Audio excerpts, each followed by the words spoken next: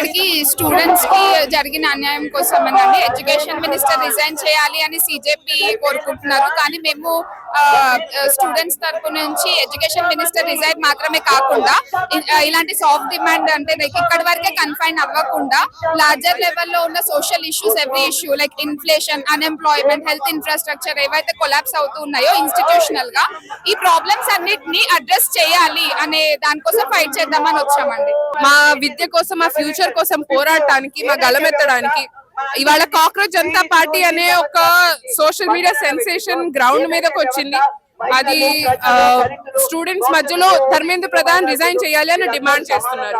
మేము common students గా ఇక్కడ మేము వచ్చాము. దిశ స్టూడెంట్స్ ఆర్గనైజేషన్ అని ఒక ఇండిపెండెంట్ స్టూడెంట్ ఆర్గనైజేషన్. మేము నమ్మేది ఏంటంటే ధర్మేంద్ర ప్రధాన్ పక్కా రిజైన్ చేయాలి. కానీ వాళ్ళు మనం చూసుకుంటే కేవలం ఒక మనిషితోటి సీమితమైన ప్రాబ్లం కాదు ఇది. మనం గత 10 ఏళ్లలో 147 ఫ్రాడ్స్ అయ్యి 87 పేపర్లు క్యాన్సిల్ అయ్యి 10 కోట్ల మంది విద్యార్థుల జీవితాలు ఎఫెక్ట్ అయినాయి.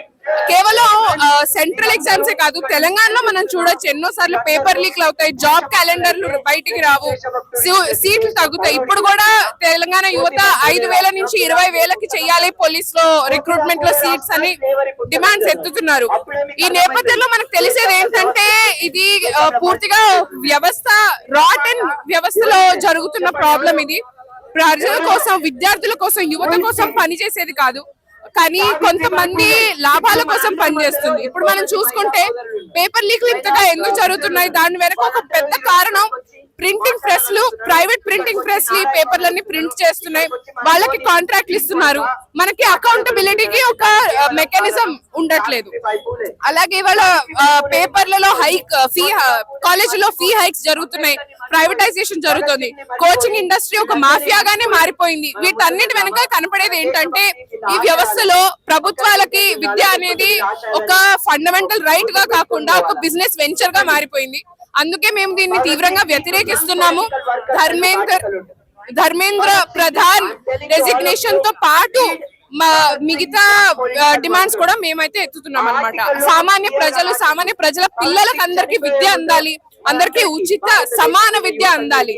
విద్యను బిజినెస్ వెంచర్ గా చేస్తే ఎవరి దగ్గర డబ్బు ఎక్కువ ఉంటుందో వాళ్ళకి బెటర్ ఎడ్యుకేషన్ దొరుకుతుంది అన్నది ఆ ప్రిన్సిపలే అన్యాయం మీద బేస్ అయి ఉంది. అందుకే మేము నమ్మేది ఏంటంటే అందరికి ఒకే రకమైన విద్య ఉండాలి, విద్య ప్రైవేటీకరణ ఆపాలి. అప్పుడే ఇటువంటి పేపర్ లీకులు కానీ, దాని వల్ల స్టూడెంట్స్ విషాదంలోకి వెళ్ళడం కానీ, సూసైడ్ చేసుకోవడం కానీ ఇవన్నీ తగ్గడం మొదలు పెడతాయి. एंड मैंने वो एजुकेशन का स्ट्रगल देखा है, रातों रात पढ़ाई करके दूसरे डिस्ट्रिक्ट में जाके एग्जाम्स देना. And when I saw that exam papers leak हो रहे हैं और इतने सारे बच्चे, उनका future that is at stake, I really felt bad. And I'm married, I'm going to be a father soon, and I just see that my children are going to get the same future that is happening right now. So I'm here to just improve the future for my children and for the coming generation. Sorry? दूर से यहाँ पर आने की वजह? So I work here. I work near Gachibowli. I see that मेरे जैसे काफी सारे लोग हैं जो बहुत छोटे शहर से आके अपना एजुकेशन के बदौलत उन्होंने अपनी जिंदगी अच्छी बनाई है. और हमारे टाइम पे चीजें काफी बेहतर थी बैक इन 2012-2010. सो अगर वो फेयर नहीं रहेगा तो हमारा आगे का talent will be of a very poor quality. So that is the reason I want to ensure that the quality of the future of the nation is improved and is in check. So that is why I want to be here to support for good education and also the planet. आप ये तेलंगाना के students को क्या बोलना चाह रहे हैं? You have to study के बिना there is no way out. You study, you have to be very conscious about what you are aiming for. But at the same time, अगर आपको if you are not getting the results that you are asking for, that you deserve, you have to raise your voice. You have to come up here. It's a Sunday morning, still there are so many people here. You have to stand for your rights and you have to stand for what you believe in. ఇక్కడ చూసినట్టయితే decent అనేది మన దేశంలో ఇంకా ఉంది అని బ్రతకడానికి, నేను ఇది ఇంకా బ్రతుకుందని చెప్పడానికి ఇదొక నిదర్శనం మీరు చూసినట్టయితే. So not all battles are fought for victory. Some battles are meant to tell the world that someone is there on the battlefield. These are the words told by one of the favorite journalists, Ravish Kumar. ఇది ఈ టైంలో చెప్పడానికి చింతిస్తున్నాను నేను, ఎందుకంటే ఒక decent అనేది మన దేశంలో ఉన్నదన్న విషయం కూడా కప్పిపుచ్చేలా మన నేషనల్ మీడియా వివరించే విధానం ఏదైతే ఉందో చాలా బాధాకరం. సో అయినా కూడా there are some responsible media, as I can see here, maybe web media, that is showing the reality. So ఇంత పెద్ద ఎత్తున ఇంతమంది కాక్రోచ్ జనతా పార్టీ అనే ఒక ప్లాట్ఫామ్తో వాళ్ళ డిసెంట్ తెలియజేయడానికి ఇక్కడికి వచ్చారు, వాళ్ళ నిరసన వ్యక్తపరచడానికి వచ్చారు. So it gives me a lot of hope, a lot of pride to see that the democracy is still alive in this country. So as a doctor, as a Dr. Cockroach, I'm both happy and sad to be a part of this movement. So for their cause, the cause is simple, guys. We have been seeing the continuous paper leaks.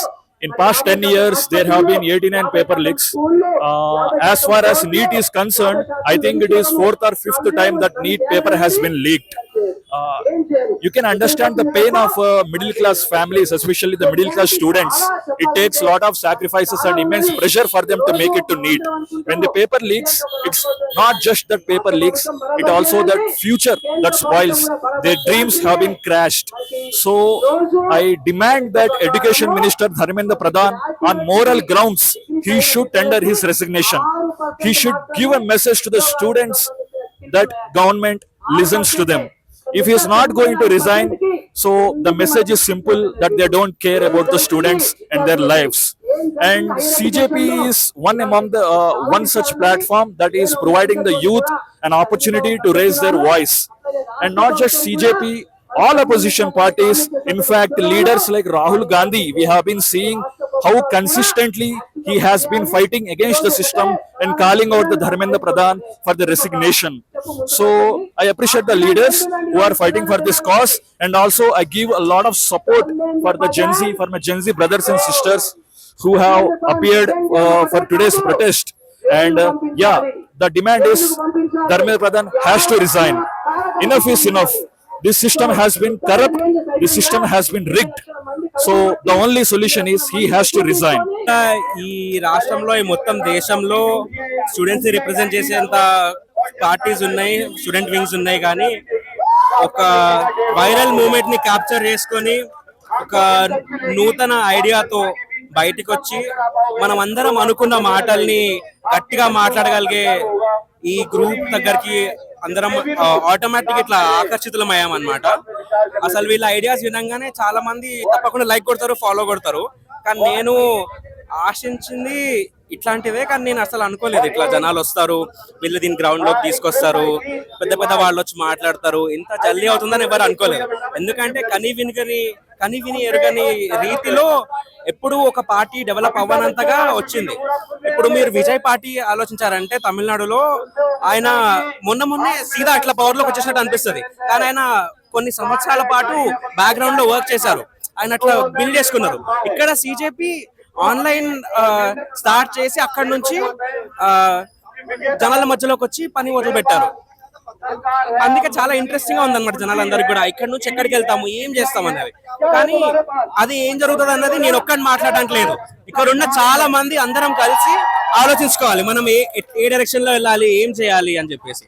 I think this is just the starting. Education గురించి మాట్లాడుతున్నాం కానీ education దగ్గరే ఆగిపోకూడదు, ధర్మేంద్ర ప్రధాన్ దగ్గరే ఆగిపోకూడదు.